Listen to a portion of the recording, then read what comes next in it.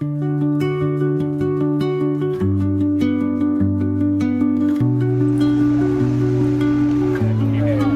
morning. This is the owner of Oko'a Farms. This is Brian. Annie. Nice to meet you, Annie. Lauren. Lauren, nice to meet you, sir. These are our students. All right. 6th and 7th graders. Beautiful. What's our numbers today? We got 30 students and 2 adults. All right, 30 students, 2 adults, and we have 2 classes, right? Correct. Okay, awesome. The 6th graders are going to come with me first, and the 7th graders are going to go with Mickey. I'm going to take you guys on a farm tour, and I can answer questions and kind of show you some of the things that we're doing over here. And then the 7th graders are going to work with Mickey, and we're going to move some mulch to basically feed our asparagus and make the weeds easier to pull. If you don't have mulch on the ground, you just have bare soil, and then weeds get in there, they become really stubborn. Not closed? Yeah.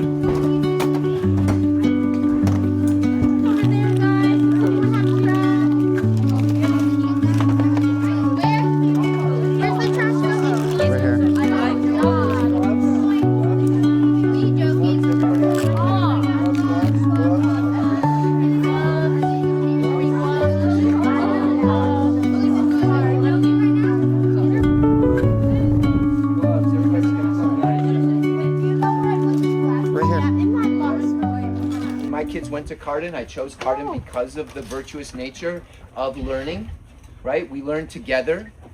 And today we are going to work on this row of sugarcane. It's almost like weeding the sugarcane. The dead leaves have to come off in order for the green leaves to grow fuller.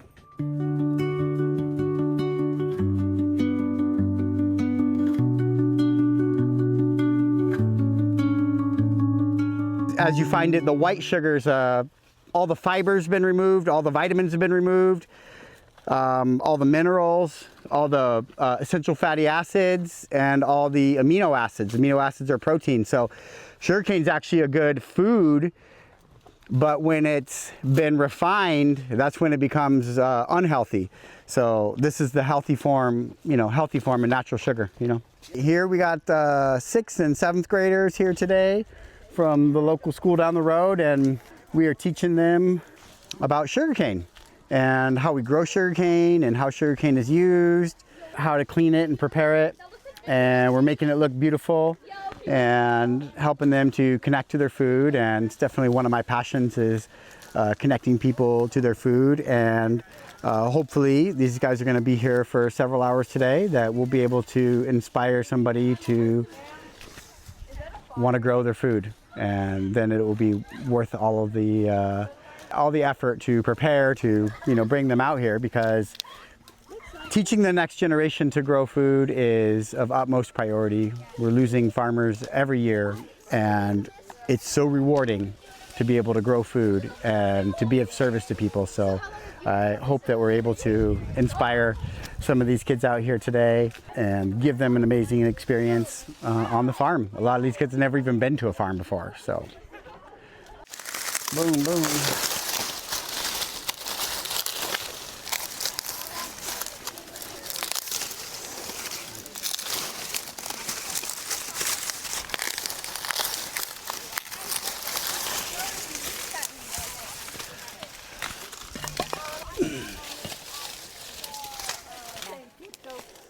So we planted these trees as fence posts. You see, these are like fence posts we planted. Yeah. And then they grow. Like this one is a kiabe, so it doesn't grow. But the other ones, like this one, we planted this as a post, and then it grows again. So this is a fence post that actually has its own roots. So it gets bigger and stronger all the time. Remember to grab your water bottles.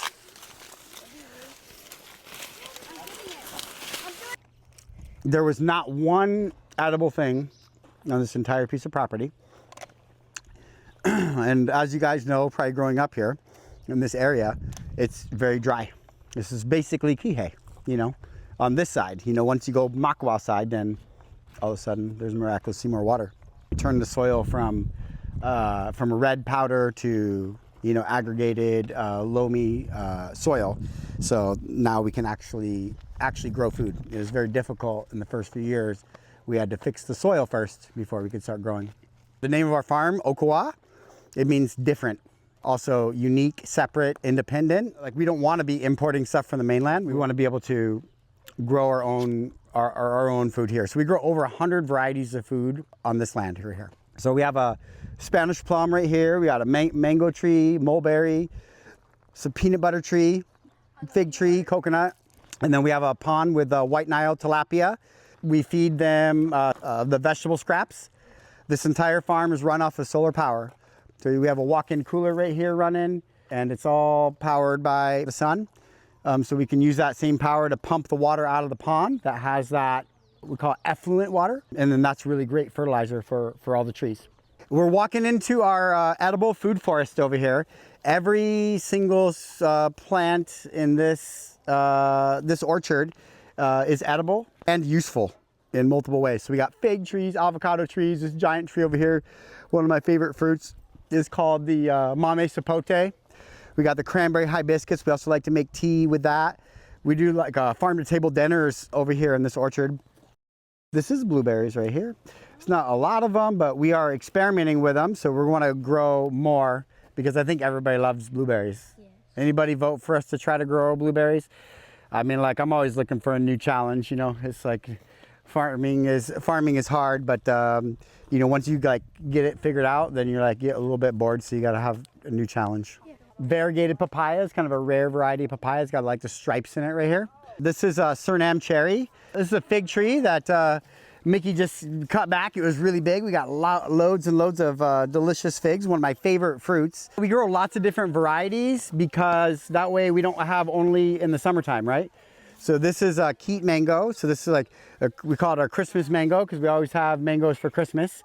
And over here we have elderberries. We make different products with the elderberries, like for almost like a cough medicine, you know, elderberry syrup. This is a lychee tree right over here. We have some coffee trees right over here.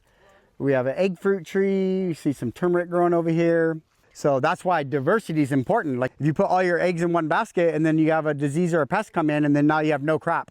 We want to be able to eat year round and sell food year round. So we want to grow lots of different varieties. I just think that smell is a really important sense to, you can grab some of that rosemary and rub it between your fingers. You know what, rosemary is like really good for your brain. It like stimulates the neurons in your brain. You know, mosquito repellent too. So you can take rosemary if you're like, and you could like rub it like on, you know, part of your body or wherever like the mosquitoes would be bothering you. And it's like, hey, it's free right there. You just grab it and get those oils. Lemongrass is also medicinal and used in cooking, and aloe is good for your sunburn, also good for your gut health. Lemongrass tea. Yeah, lemongrass tea is awesome. So we probably harvested 2,000 pineapples out of this little patch right here, and they're still not done. And as far as I know, I don't think there's anybody really doing as many organic pineapples. So we're inspired to actually plant this entire hill with pineapples. So that's the goal over the next 3 years. So we could actually have enough pineapple to be able to have year round. So over here we got basil, you got more oregano, more rosemary. You guys can see where we gave all those Glircidia trees a haircut last week. And that's the wood chips that your comrades over there are moving are from these trees where we trimmed and pruned the trees and put them back. Vetiver grass right here keeps the soil where we need it to be. So we got a little chicken coop over here, and the chickens are in there doing their morning. This is their favorite time of day right now because they are laying their eggs. Anybody take a day off from eating every once in a while? No, you guys like to eat every day, right? Okay, well, so we want to eat every day. So who likes to eat fresh food or old food? Fresh food. Okay, so if you want to have fresh food every day, that's what then the farmer has to meet that demand, right? So we come out, we literally are harvesting every single day, or maybe every other day, depending on the crop. So you can see right here is a demonstration on that, the dill.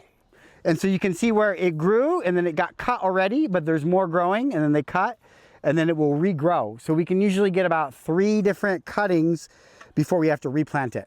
So we can go down, we cut it, and then it regrows and cut it, and so we move down the row. So we get what we need for the day, and then we let it grow back again. We've just been harvesting carrots the last couple days. This is asparagus. It turned into solar panels already. So when it's solar panels, it's just making the root bigger. And then when we cut this, we give it a haircut, then all the asparagus comes out every day. We got to harvest it. We only harvest it for 1 month. And then we start a new section. So we let the solar panels come back up and make more roots so that it will be more abundant in the future. More herbs over here, Italian parsley, curly parsley. See the dark green one, that's marigold? Basil. Yep, you got marigold, and this is calendula. So edible medicinal flowers. Basil. And then you got beautiful Genovese basil right here. More parsley, more basil, nasturtiums. And more. Yep, more parsley, yep. And you see the ones with the white flowers? That's the residual, the buckwheat crop that's growing in there. So that attracts beneficial pollinators. We got some sage in here and thyme. And then you got oregano. And then here, come get a mint leaf right here, you guys. Look at this fresh mint. And the same thing, like if you smell your fingers, if you rub rosemary in there, you probably still smell that. You can do the same thing on the mint. Yeah. It's like, look, you smell it, it's like it does. It makes you smile, it makes you feel good. If you're feeling sad or like upset or, you know, things are, yeah, it's like, yeah, exactly. You just can chew on a couple mint leaves and it's like, it changes your state. This is our compost pile right here. So we put, you know, all of our scraps in here and we turn it with the backhoe, we cover it up to retain the moisture. And that's like the black gold that helps power the farm. And then of course you got bananas. These are grown like as the windbreak, but of course we get, you know, some benefit out of them. And then this is a different kind of sugarcane over here. We call this one the butterscotch sugarcane. It's a little bit fatter and a little bit shorter. This one is a little bit taller and a little bit skinnier. And they all make different kind of juice. Have you guys ever like tasted apples and you got like a green apple and a red apple and they taste like so different, but they're still apples, right? Yeah. Well, it's the same with sugarcane. If you make juice from the red one, it's gonna look totally different than the juice from the green one or the juice from the yellow one. So again, it's about biodiversity and, you know, getting the different nutrients in our body by, you know, exposing ourselves to different things. It's really important to have a diverse diet, right? They say the average American eats the same 10 meals, 10, 11 meals that they rotate for the majority of their life. They eat the same things over and over because we are, as the saying goes, creatures of habit, right? I like to eat a lot of different things, you know.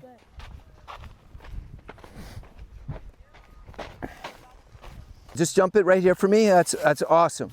As sort of an educator and sort of farm worker at the same time, I love to teach them that working together, they can get done monumental tasks. This is our asparagus beds that need to be mulched constantly in order to keep the weeds down so we can concentrate on sort of fertilizing and harvesting. It's the bane of any farmer's existence is weeding, and the more we mulch, we add nutrients to the soils and we spend less time weeding, which is an integral part of just keeping efficiency on the farm. I think that having a nature connection, given the notion of IT and technology these days, is really important to get them to do tactile, you know, tasks. If you could put that one right here, that'd be great. Okay. Hi, I'm Annie Rosenbaugh. I'm the middle school English language arts teacher at Cardin Academy, and I'm here with my 6th grade students at Oko'a Farms. This is a really awesome opportunity for my students to get in touch with the land and the food that's grown on it and see how it works. And it's a great opportunity for middle schoolers in particular. They're really big hands-on learners, so this kind of active learning experience is really meaningful to them. We're kind of like planting and making sure the ground is nice. It kind of like, it makes Maui beautiful and it feeds people and it's amazing.